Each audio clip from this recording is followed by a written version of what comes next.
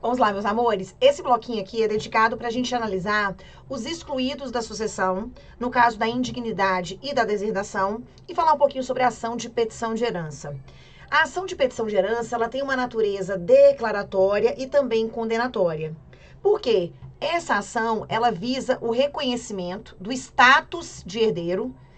Imaginemos que um herdeiro foi preterido e que outros herdeiros receberam a sua parte, ou uma terceira pessoa está na posse dos bens, que não tem título nenhum. E aí eu descubro que eu fui preterida e eu quero, com a ação de petição de herança, que seja reconhecida a minha qualidade de herdeira e eu quero receber de volta a minha cota, né? Eu quero receber os bens que deveriam ficar comigo ou o equivalente em dinheiro. Então, é isso que visa a ação de petição de herança, tá?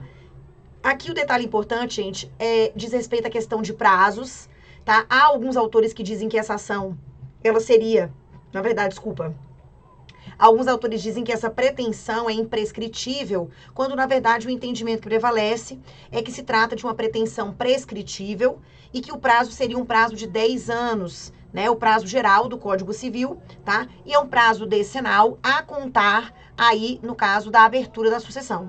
Então, o sujeito teria aí 10 anos para entrar com essa ação, que é uma ação declaratória, segue o procedimento comum, para poder reconhecer esse status e a condenação, né, do terceiro ou dos outros co-herdeiros, tá, a restituir ou os bens específicos, né, ou o que, gente? O equivalente em dinheiro, certo? Então, pode voltar aqui comigo.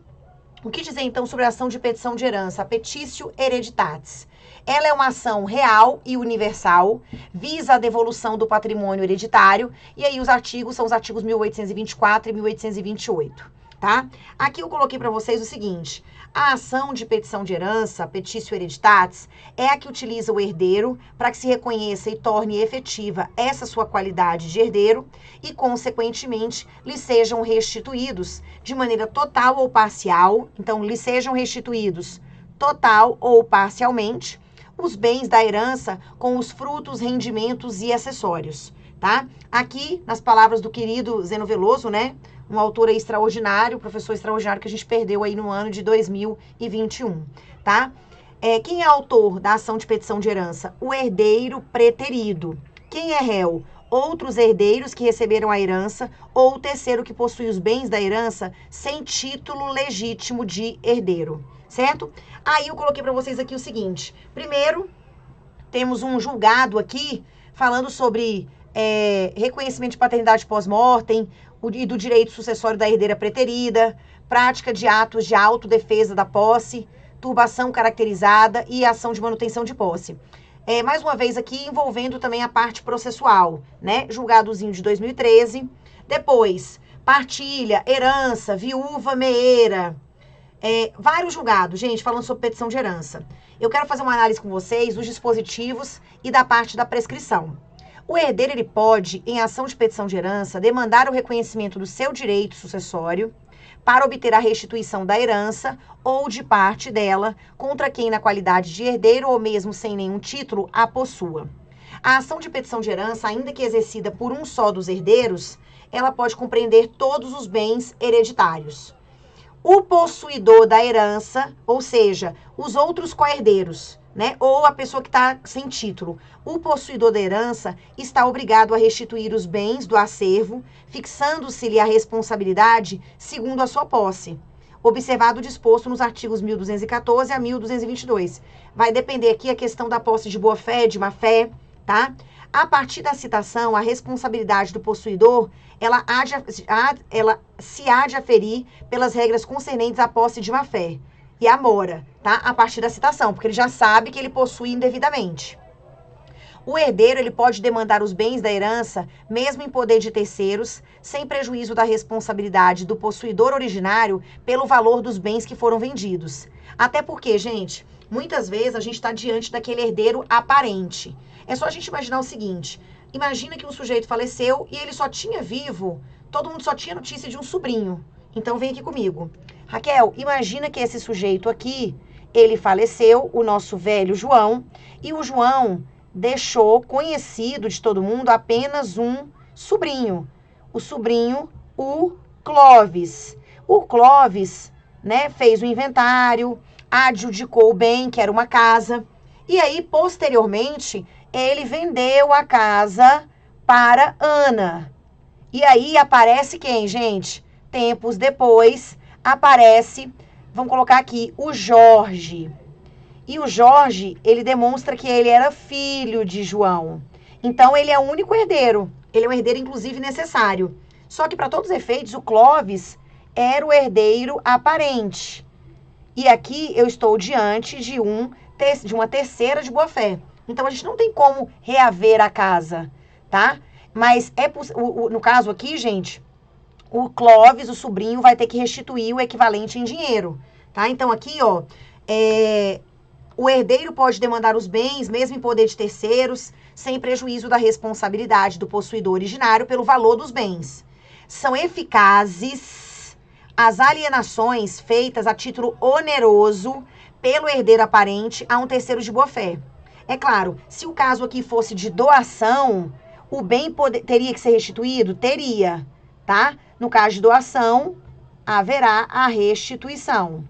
Ok? Mas se é uma aquisição onerosa, eu tenho que proteger a Ana, que é uma terceira de boa-fé, tá? Evitando que ela tenha prejuízos.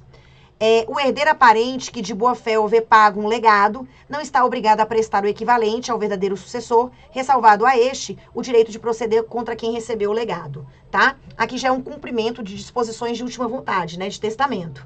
Muito bem, gente. Aí, nós já sabemos, então, que eu posso tentar reaver os bens ou equivalente em dinheiro, que as alienações onerosas são eficazes, porque há uma proteção dos terceiros aí de boa-fé, tá? E que a pessoa que está no bem, a partir do momento que ela é citada, ela é considerada uma possuidora de má-fé, tá? E aí a gente lembra das aulas de posse, que a gente falou de frutos, de benfeitorias, tá? Então, a ideia é essa. Eu quero o reconhecimento da minha condição de herdeiro e eu quero a minha cota parte. Às vezes, os irmãos desconhecem, ou até de propósito, né? De propósito, intencionalmente. Eles fazem a partilha e depois aparece o outro irmão. Então, vocês vão ter que, na verdade, me repassar a minha parte, tá? Agora, se for um terceiro que está na posse dos bens, eu sou a herdeira exclusiva, então você me passa todo o acervo ou o equivalente em dinheiro, certo? Vem comigo, gente. Olha aqui. Há prazo para ajuizar essa ação para fins de prova? Sim, tá? Olha o que diz a súmula 149 do Supremo. É imprescritível a ação de investigação de paternidade. Ok, porque aqui envolve direito da personalidade. Até aqui, beleza? Mas não é imprescritível a ação de petição de herança. Então, essa, principalmente porque ela tem um viés condenatório, então ela prescreve. E como não há aqui a fixação de um prazo, eu aplico o prazo geral do artigo 205 do Código Civil, tá? Em sentido contrário, mas sendo aí o entendimento minoritário, nós temos aí professor Flávio Tartucci, Giselda Hironaka, Luiz Paulo Vieira de Carvalho, né, o Código Civil italiano também falando sobre a imprescritibilidade da ação de petição de herança, tá? Aí, gente, aqui eu coloquei alguns julgados para vocês, casos envolvendo a ação de investigação de paternidade pós-mortem com a petição de herança, tá? Aí, o que é o importante aqui? É a mudança de entendimento, tá? Olha essa aqui, gente. Até então, direito das sucessões, ação de petição de herança, filiação reconhecida e declarada após a morte do autor, termo inicial, teoria da accionata, é a data do trânsito em julgado da ação de investigação de paternidade. Até então, esse era o entendimento que prevalecia no STJ, tá? Inclusive aqui, apoiando-se em um entendimento do professor Pontes de Miranda. E aí, gente, os julgados vão evoluindo e vocês vão encontrar aqui, ó, um julgado de 2020, tá? Dizendo, ó, o prazo de prescrição para ação de petição de herança corre a partir da abertura da sucessão. Saiba ou não o herdeiro de tal condição jurídica, assim como é irrelevante o próprio conhecimento do óbito do autor da herança. Dessa forma, assegura-se a segurança das relações patrimoniais na sociedade, interesse que a ordem jurídica quis mais relevante do que o individual de possível herdeiro preterido. Então, aqui, ó, julgado de 2020 também, tá? E aí, gente, o que eu quero dizer para vocês? Até então, olha o que nós tínhamos. Antes, vamos colocar aqui, ó, antes, qual era o cenário e qual é o cenário atual, o agora. Se o sujeito entrasse, Raquel, eu descobri que o meu pai faleceu, mas eu não tenho o nome dele no meu registro. Então, eu vou ter que entrar com uma investigação de paternidade pós-mortem. Só que para essa demanda, ela é imprescritível. Imprescritível. Essa demanda é imprescritível, ok? Essa. Raquel, então, imagina, eu entrei com essa ação 60 anos depois. Com 60 anos, ele entrou com a ação de investigação de paternidade pós-mortem, para descobrir quem é o pai. E aí, apenas, tem aqui a sentença, apenas a partir do trânsito em julgado da investigação é que eu começaria a contar os 10 anos para a ação de petição de herança. Eu vou chamar aqui de APH. Ou seja, gente, segurança jurídica zero. Se eu tenho até o infinito para entrar com a ação de investigação de paternidade pós-mortem, então, Raquel, como é que eu teria até o infinito? Então, eu entro a qualquer tempo com a investigação de paternidade e só depois do trânsito em julgado é que surge a minha condição de filho e aí começaria o meu prazo, tá? Esse era o entendimento que prevalecia, é o entendimento defendido pelo professor Pons de Miranda, mas aí, por uma questão de segurança jurídica, a gente vê agora uma mudança de entendimento, tá? Dizendo assim, não interessa se o nome estava ou não estava no registro, o prazo é de 10 anos, mas é sempre a contar, tá, da abertura da sucessão, tá? Então, vem aqui. Então, esse aqui é o herdeiro. Esse aqui é o herdeiro. Só que não tem o nome do pai, não tem o nome do pai no registro. Raquel, não tem o nome do pai no registro. E aí? Não tem o nome do pai no registro. Ele vai ter 10 anos a contar da abertura da sucessão, não é mais o trânsito em julgado, da sentença, da ação de investigação de paternidade pós-mortem, da abertura da sucessão, ok? Então, aqui, ó, perceba, saiba ou não o herdeiro de tal condição, assim como é irrelevante o próprio conhecimento do óbito. Então, é 10 anos da abertura da sucessão para entrar com a ação de petição de herança. Então, agora a gente tem um entendimento homogêneo. Antes, variava. Se já tinha o nome do pai ou da mãe no registro, então era 10 anos da abertura da sucessão. Se não tinha, eu teria o tempo todo, né? Temos todo o tempo do mundo para entrar com a investigação e só depois do trânsito em julgado, da investigação de paternidade, é que eu teria mais 10 anos para a petição de herança e aí a segurança jurídica vai para o espaço, certo? Então, fiquem atentos a essa mudança sinalizada aí pelo STJ, ok? Volta comigo. Raquel, entendi. Aí eu coloquei alguns julgados e aqui, gente, é o nosso último tema da aula, né, 16. Olha que interessante. Em 27 de maio de 2012, pedaços de um corpo humano foram encontrados na cidade de Cotia, Minas Gerais. O corpo foi identificado como Marcos Kitano Matsunaga, 42 anos, então diretor executivo da empresa alimentícia Ioki. Desaparecido desde o dia 20 de maio de 2012. Tá? A esposa do executivo, Elise Matsunaga, 30 anos, foi presa em 5 de junho de 2012 e no dia seguinte confessou ter assassinado o marido com um tiro na cabeça e posteriormente esquartejado o corpo no dia 19 de maio de 2012. A capa da revista Veja, edição 2273, trazia uma foto da mulher infratora, loira, branca, bonita, com a manchete: Caso Ioki, mulher fatal. A história de Elise Matsunaga, assassina confessa que esquartejou o marido, milionário, enquanto a filha dormia. Tá? Gente, isso aqui tudo é para falar, coloquei até uma foto, né? Essa aqui é a Elise Matsunaga. Temos, inclusive, um documentário, né? Quem quiser aprofundar na história da Elise, porque muita gente só fala da Suzane Richthofen, eu até coloquei uma foto aqui, quando a gente vai falar de indignidade, né? Deserdação, fala-se muito da Suzane Richthofen, que matou os pais, né? E supostamente atrás de uma herança, de um seguro.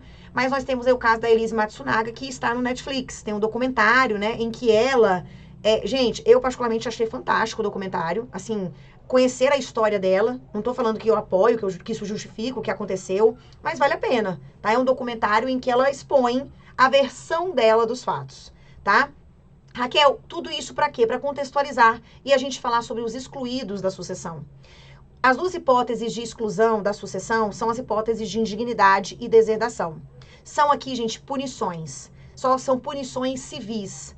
É como se fosse um resquício da morte civil no Brasil. Eu vou considerar aquela pessoa como se morta fosse, tá? Então, é uma espécie de punição, lembrando que a punição não pode passar da pessoa do punido, do condenado. Tá? Então a gente vai entender as diferenças e como é, que tipo de herdeiro pode ser excluído, tá? Por meio aí da indignidade e da deserdação. Vem comigo. Então vamos falar sobre os excluídos, tá? Então herdeiros indignos ou deserdados perdem o direito à herança. Aqui nós temos também um filme, né? Eu não sei se ele chegou aí ao ar, né? Nós temos o filme da Suzane também, Assassina e Manipuladora, a versão dela e a versão dos irmãos, tá?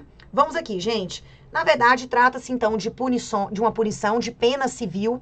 É um verdadeiro resquício da morte civil no Brasil. Logo, aplica-se o princípio da pessoalidade da pena. Ou seja, a pena não pode passar da pessoa e do condenado, tá? Afastamento dos herdeiros por razões subjetivas. Então, aqui, gente, é uma conduta, né? Uma omissão prevista na legislação. Raquel, quem é o indigno? Quem é o deserdado? Gente, basicamente é um ser desprovido de moral, né? Então aqui vamos entender. Primeiro eu vou começar falando da indignidade. Eu fiz uma tabelinha aqui, gente, uma tabelinha maravilhosa, tá? Em que você vai ver a diferença entre a indignidade e a deserdação. Olha que interessante aqui, já tem até uns esqueminhas prontos. São excluídos da sucessão os herdeiros ou legatários. Qualquer herdeiro, pode ser herdeiro legítimo, herdeiro testamentário, legatário. Então, na indignidade, eu posso excluir qualquer categoria de sucessor.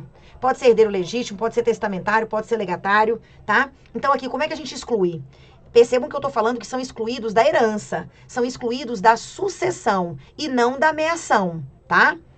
Que houverem sido autores, coautores ou partícipes de homicídio doloso, não é culposo, ou tentativa deste contra a pessoa de cuja sucessão se tratar. Então aqui, gente, eu tentei matar ou matei o autor da herança, o seu cônjuge, companheiro, ascendente ou descendente. Não é só em relação ao autor da herança, é em relação a parentes. E aqui não exige a condenação criminal prévia, tá? Depois, que houverem acusado caluniosamente em juízo o autor da herança ou incorrerem em crime, aqui exige a condenação criminal prévia, quando ele usa a expressão crime. Então, ó, ou incorrer em crime contra a honra do autor da herança, do seu cônjuge ou companheiro. Então, aqui, houverem acusado caluniosamente, a denunciação caluniosa, em juízo, o autor da herança ou, né, ó, denunciação caluniosa contra o autor da herança ou crimes contra a honra,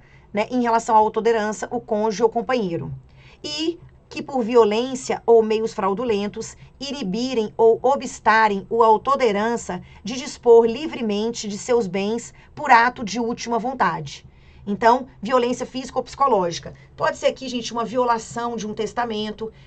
De alguma forma, eu estou inibindo o sujeito de manifestar a sua última vontade, tá? Raquel, são só essas hipóteses? Em tese, tá? Porque a jurisprudência, o STJ, a doutrina, fala sobre a teoria da tipicidade finalística, permitindo que eu tenha a hipótese de indignidade, não só no caso do homicídio, por exemplo, mas de outros crimes que sejam correlatos, que estejam ali no mesmo caminho, na mesma mens legis, no mesmo espírito do legislador. Então, assim, gente, qual é a diferença entre a pessoa que mata e aquela pessoa que instiga ao suicídio? Então, perceba, não está aí falando de instigação ao suicídio, mas eu poderia também afastar como uma hipótese de indignidade dentro da teoria da tipicidade finalística, sim, tá? Então, vem comigo. Aqui, ó, condutas praticadas antes ou depois da morte do autor da herança, porque pode ser contra ele ou contra parentes dele. Raquel, são só as condutas do 1814? Não, não são apenas as condutas do 1814, tá? É possível aí você fazer uma análise mais extensiva dentro do contexto da teoria da tipicidade finalística, tá? Beleza, volta comigo. Raquel, essas são as hipóteses de indignidade. Gente, eu posso excluir qualquer categoria de herdeiro. Só que assim, gente, o cara morreu, ok. Se o cara morreu, as partes interessadas, pode ser um credor do herdeiro, alguém que vai ser beneficiado com a exclusão, tá? Ou o Ministério Público, porque o Ministério Público tem sim legitimidade para entrar com a parte civil, tá? No caso do homicídio, no caso do inciso 1º do 1814, tá? Então, o MP tem legitimidade para entrar com a ação civil, tá? Declaratória de indignidade. É preciso não só que a conduta tenha sido praticada, mas entrar com uma ação declaratória que vai tramitar pelo procedimento comum, e aí ela tem efeitos ex tunc. Então, se aquele herdeiro recebeu, ele vai ter que devolver o bem com os frutos, né? Ele tem algumas indenizações que ele tem direito, né? As despesas que ele teve, mas ele tem que restituir a coisa com os frutos, tá? E aqui, gente, como eu disse, pode ser que aquele herdeiro, aquele filho, por exemplo, não receba, porque ele é indigno. Mas é possível que o filho dele receba no lugar dele, né? Por representação? Sim. Na indignidade, na deserdação, eu admito o direito de representação, tá? Porque a pena não pode passar da pessoa do condenado, do excluído. Então, vem aqui comigo.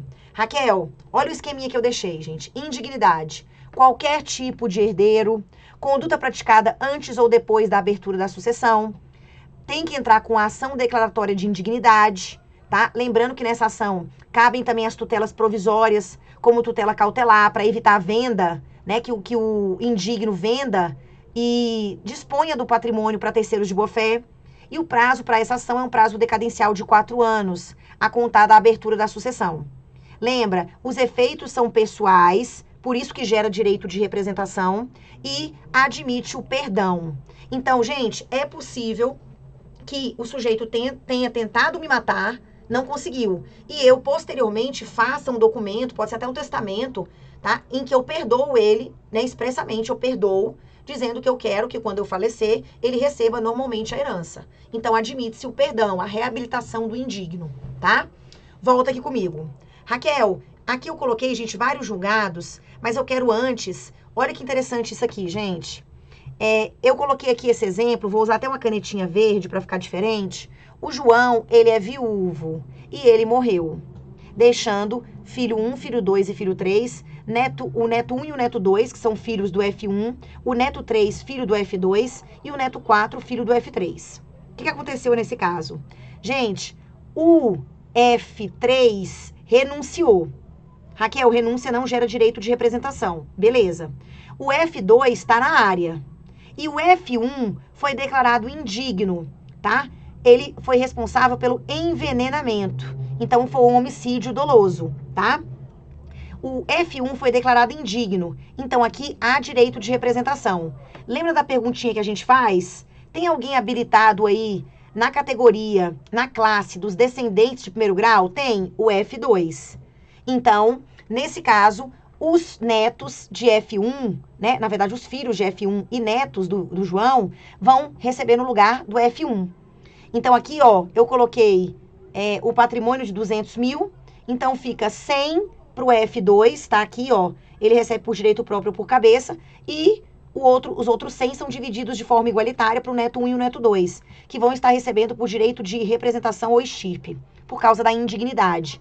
Ela não pode passar da pessoa do condenado. Só que aqui, você pode fazer alguns questionamentos para mim.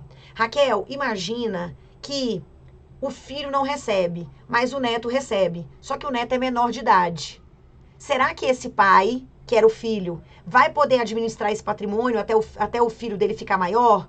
Vai poder dar esse patrimônio se o filho, né, se o neto, no caso, falecer? Gente, o indigno, a gente tem que evitar por todos os lados que ele receba. Então, ele não tem direito de usufruir esses bens, ele não tem direito de administrar, mesmo que quem recebeu, no caso da Suzane. Imagina que a Suzane, quando aconteceu o crime, ela tinha um filho. Então, era ela e o irmão que iam receber a herança. Então, será que o filho receberia por representação? Receberia, tá? Só que aí, a Suzane não poderia administrar, não poderia usufruir. E nem se o filho falecesse, ela não poderia herdar indiretamente. Então, de todas as formas, o nosso ordenamento, ele veda, tá?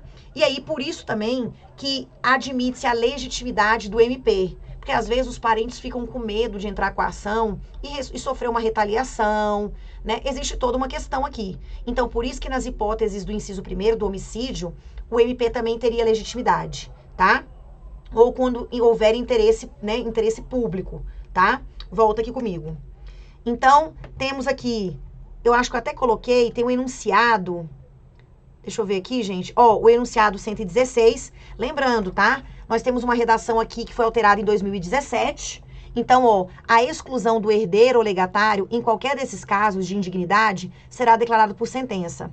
O direito de demandar a exclusão do herdeiro ou legatário extingue-se em 4 anos, é um prazo decadencial, contados da abertura da sucessão. Na hipótese do homicídio, o MP tem legitimidade para demandar a exclusão do herdeiro ou legatário. E o enunciado 116 da primeira jornada, que veio antes dessa reforma legislativa, já dizia que o MP, por força do 1815, né, do novo Código, ele tem legitimidade desde que presente o interesse público. Né, ele tem legitimidade para promover a ação visando a declaração da indignidade do herdeiro ou do legatário. Tá, Raquel, entendi. Então, eu vou ter que devolver os bens com todos os frutos. Olha aqui, são pessoais os efeitos da exclusão. Os descendentes do herdeiro excluído sucedem como se ele morto fosse, antes da abertura da sucessão. Então, como se ele fosse um pré-morto. Aqui é o famoso direito de representação. O excluído da sucessão não terá direito a usufruto ou à administração dos bens que a seus sucessores couberem na herança, nem à sucessão eventual desses bens. Isso aqui também vale para a deserdação. Ótimo. Raquel, são válidas as alienações onerosas de bens hereditários a terceiros de boa-fé, se ele tiver vendido. Gente, imagina, antes de ser declarada a indignidade, eu recebi o bem e eu vendi. O terceiro de boa-fé não vai ser atingido. Mas aí, se posteriormente houver a declaração de indignidade, eu vou ter que restituir o equivalente em dinheiro. Se eu não tiver dinheiro, não adiantou nada essa indignidade, certo? No final das contas, a gente tem aqui um viés patrimonial. São válidas as alienações onerosas de bens hereditários a terceiros de boa-fé e os atos de administração legalmente praticados pelo herdeiro, antes da sentença de exclusão. Mas aos herdeiros subsiste, quando prejudicados, o direito de demandar perdas e danos. O excluído da sucessão é obrigado a restituir os frutos e rendimentos que dos bens da herança houver percebido, mas tem direito a ser indenizado das despesas com a conservação deles. Ok. Aí, gente, aquele que incorreu em atos que determinem a exclusão da herança será admitido a suceder se o ofendido tiver expressamente perdoado, reabilitado por testamento ou outro documento ou outro ato autêntico. Então, aqui é a reabilitação do indigno, o perdão, a remissão, tá? Não havendo reabilitação expressa, o indigno, contemplado em testamento do ofendido, quando o testador ao testar já conhecia a causa da indignidade, pode suceder no limite da disposição testamentária. Aqui, né, seria o exemplo assim, gente, eu, né, tem aqui X e tem aqui Y. Y, em janeiro, tentou o quê? Tentativa de homicídio. Tentativa de homicídio. Aqui, ó, é o pai e aqui é o filho. Pai e filho. Gente, em fevereiro, o pai faz um teste, faz um testamento, deixando a parte disponível. Ele tem outros filhos, né? O pai, ele também tem o filho Z e o filho W. O que aconteceu? Ele fez um testamento em que ele deixa a parte disponível para o filho Y. Isso quer dizer o quê? Que não havendo reabilitação expressa, o indigno contemplado em testamento do ofendido, quando o testador ao testar já conhecia a causa, pode suceder no limite da disposição testamentária. Então, esse filho Y vai receber a parte disponível, mas ele pode ser excluído da legítima pelos outros irmãos? Pode, tá? Ele poderá, porque aqui não é um perdão, ele poderá ser excluído, ele poderá ser excluído da legítima. Ok? Porque não houve um perdão aqui expresso, tá? Muito bem, gente. Coloquei aqui sobre a deserdação. A deserdação é um pouco diferente. Na deserdação, quem deserda é o autor da herança. Por quê? Porque quando o sujeito praticou aquela conduta, aqui eu estou sendo punido por condutas sempre praticadas antes da abertura. Por quê? Você tem que ter praticado a conduta para eu poder fazer o testamento e lá na cláusula eu vou dizer, eu te deserdo por isso, por isso, por isso. Tem que ter a justa causa, tá? Então, é o autor da herança que deserda. Ele tem que apresentar uma daquelas hipóteses legalmente previstas, tá? Eu vou trazer aqui o artigo. Então, eu tô deserdando você, fiz o testamento, tá? E o que acontece, gente? Posteriormente, eu venho a falecer. Então, os interessados, eles podem entrar com... Podem não, eles deverão entrar com uma ação de confirmação da cláusula deserdativa. Tem que entrar com a ação também. Não basta estar no testamento com a justa causa. Tem que ter uma ação confirmando a causa de deserdação. E essa ação tem que ser proposta no prazo decadencial de 4 anos, a contar da abertura do testamento ou registro. Nem todo testamento vai ser aberto, né? Porque nem todo testamento é cerrado, é fechado, tá? Volta comigo. Raquel, então eu entendi.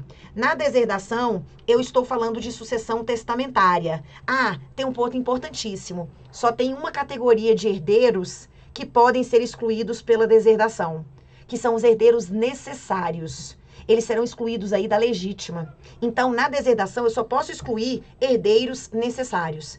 Descendente, ascendente, cônjuge, certo? Tenho que apresentar a cláusula expressa, a justa causa prevista na lei, e depois entra-se com uma ação para confirmar, que é uma ação que tramita pelo procedimento quê? Comum. Raquel, admite-se o perdão também? Admite-se, tá? Os efeitos são pessoais? São pessoais. Gera direito de representação? Gera, do mesmo jeito, tá? Então, vem aqui comigo. Ó, quem deserda? O autor da herança. Como? Testamento. Apontar a hipótese legal. Quem pode ser excluído? Apenas os herdeiros necessários por condutas praticadas antes da abertura da sucessão. A ação é uma ação de ratificação da causa deserdativa, que segue o procedimento comum. O prazo é de 4 anos, a conta da abertura do testamento. Os efeitos são pessoais e também se admite o perdão.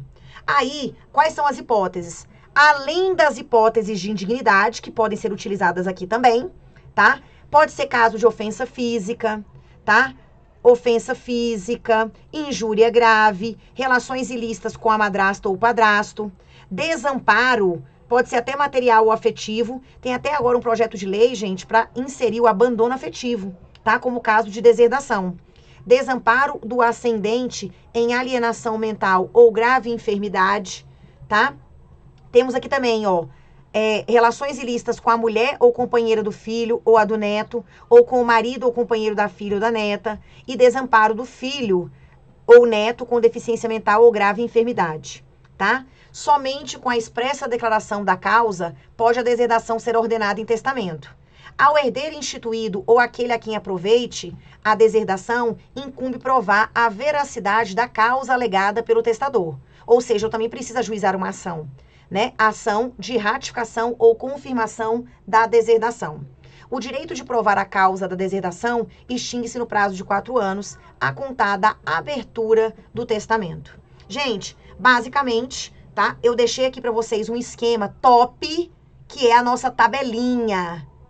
Aqui, ó, nessa tabelinha, a gente tem todas as informações para a gente não confundir mais os institutos da indignidade e da deserdação. Raquel, são formas de excluir, né? Isso é uma forma de você excluir um sucessor, ok. Mas a gente tem que lembrar que são hipóteses diferentes. Tem pontos comuns? Tem, mas são institutos diferentes. Tudo bem até aqui? Então, com essa tabelinha aqui, a gente fecha com chave de ouro. E aí eu encontro vocês na aula 17, tá? Eu vou tentar desmembrar os materiais aqui, ou vou mandar tudo junto mesmo, porque a gente vai, na aula 17, fazer uma análise pormenorizada da ordem de vocação hereditária. É a nossa aula mais importante dentro da parte de sucessões. Tô esperando vocês, fiquem com Deus e até a próxima. E aqui, né, gente, não sei vocês, mas a gente tá aqui gravando no iniciozinho de janeiro. Então, eu desejo a vocês um feliz 2022, que seja um ano de bênçãos, que seja um ano de prosperidade, um ano de resiliência, um ano de sacrifícios, tá? Mas que a gente possa realmente fazer uma boa colheita ao final, certo? Contem comigo sempre, um beijo grande, fique com Deus, saúde, né? Prudência, e a gente se encontra na aula de número 17.